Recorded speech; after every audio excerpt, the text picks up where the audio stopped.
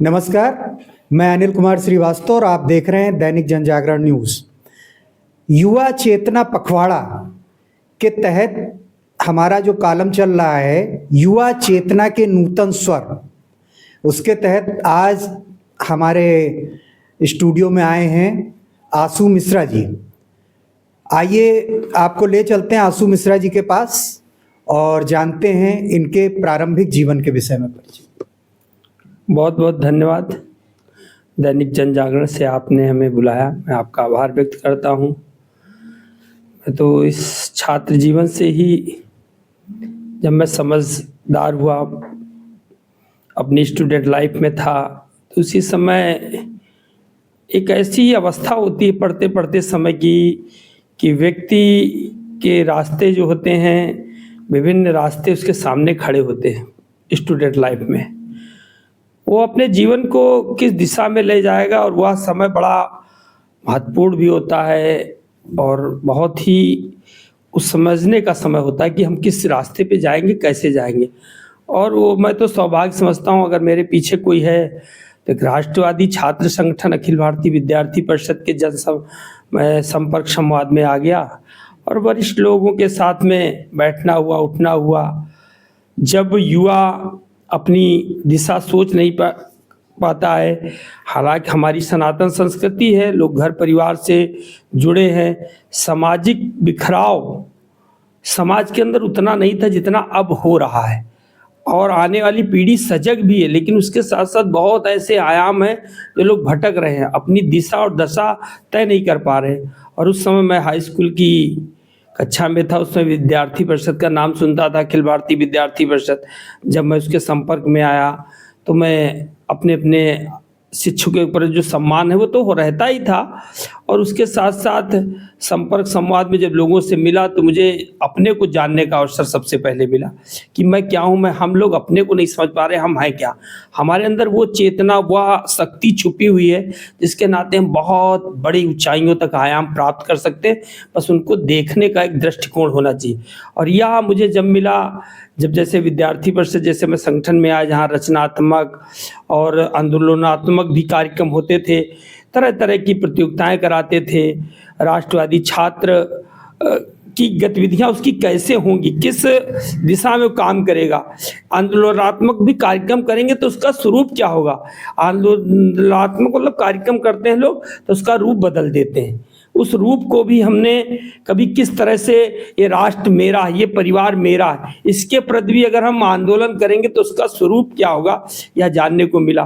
फिर उसमें जब आगे हम पहुँचे तो अपने जैसे युवा पखवाड़ा पे आप बात कर रहे हैं, तो 12 जनवरी को विवेकानंद जी की जयंती हम लोग YD कॉलेज के कच्छ में जब हमारे मनाने को मिला, अवसर मिला, तो लोगों को बुलाते थे।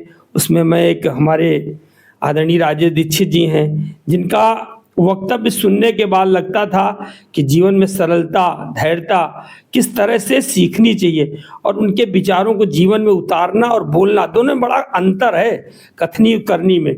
तो वहाँ से जब सुनने को मिला, देखने को मिला विवेकानंद जी के बारे में जानने, तो फिर उनकी पुस्तक पढ़ने का भी मन हुआ। तो ऐसी बहुत सी पुस्तकें उनके बारे में पढ़ी जिनसे मेरे को लगा कि छात्र को विवेकानंद के बारे में जानना चाहिए। युवा चेतना तो पखवाड़ा मना रहे हैं, लेकिन कितने लोगों को हम जागरूक कर पा रहे हैं, कितने लोगों को जोड़ पा रहे हैं, और उनका वास्तविक चिंतन क्या था इस राष्ट्र के प्रति, इस विश्व के प्रति, हम कैसी धारणा रखते हैं, दूसरे देश के लोग हमको किस दृष्टि से देखते हैं, यह चिंतन अगर कहीं देखने को मिलता है तो हम सबके आइडियल और युवाओं के आइकॉन, युग दृष्टा, युग पुरुष, जिनका पखवाड़े के रूप में आपने हमें बुलाया, मैं उनको आज के दिन इस अवसर पर नमन भी करता हूँ, वंदन करता हूँ। स्वामी विवेकानंद के बारे में हर युवक को पढ़ना चाहिए और जानना चाहिए, समझना चाहिए कि हम अपने जीवन में वह चीज़, कोई चीज़ ऐसी नहीं जो हम प्राप्त ना कर सकें। सर, आप ज्ञानशील एकता के ध्येय के साथ विद्यार्थी परिषद से जुड़े रहे और राष्ट्रवाद के बारे में काफ़ी बताया। सर, राष्ट्र को युवाओं से क्या अपेक्षाएं हैं? देखिए, राष्ट्र और युवा एक दूसरे के कोटपूरक हैं, और इस देश में अपने राष्ट्र के प्रति मेरा दायित्व क्या है, पहले इस राष्ट्र कोई वो नहीं है, एक चेतना है, एक समझने का विषय है राष्ट्र है क्या। राष्ट्रीय जैसे मेरा एक सनातन संस्कृति के बारे में बोलते हैं, हिंदू क्या है, हिंदू कोई भूभाग का टुकड़ा नहीं है। हिंदू एक सनातन, एक जीवन संस्कृति है, जिस शैली को अपना करके हम अपने जीवन के उच्च आयामों को प्राप्त कर सकते हैं। और दुनिया में एक ऐसी संस्कृति जो विश्व का दर्शन कराती है, सर्वे भवन्तु सुखिनः सर्वे भवन्तु निरामयाः, सभी सुखी हो, सभी निरोगी हो, ऐसी संस्कृति का अगर दर्शन मिलता है तो विश्व के अंदर भारत की संस्कृति एकात्म मानववाद को देखने के बाद यहाँ की चिंतन के इस संस्कृति के बारे में जानने को मिलता है। सर, युवाओं के नाम कोई संदेश? आज का युवा को मैं आज के अवसर पर इतना मैं आपसे कहना चाहूँगा कि आज की जो पीढ़ी है, मैं तब भी बोलता था, आज भी बोलता था, लेकिन आजकल शायद हम युवा हैं, अपने को युवा कह रहे, और युवा कहते समय अपने में अंदर कि इस राष्ट्र के प्रति मैं फिर पुनः दोहरा रहा हूँ, राष्ट्र के प्रति मेरा दायित्व क्या है, समाज के प्रति मेरा दायित्व क्या है। जैसे मैं समाज में निकल रहा हूँ और आज का युवा 4D कल्चर में लिप्त हो रहा है, जैसे ड्रिंक, ड्रग्स, डांस, और चौथा D है डेथ। ये बहुत विवत्सना है, मतलब मैं इसको किस स्वरूप में कहूँ। और आज का जो युवा है, मैं ये भी नहीं कह सकता हूँ कि आध्यात्म की तरफ भी बहुत सा युवा मुड़ा है, लेकिन आज की जो पाश्चात्य संस्कृति है उसको वो अडॉप्ट कर रहा है।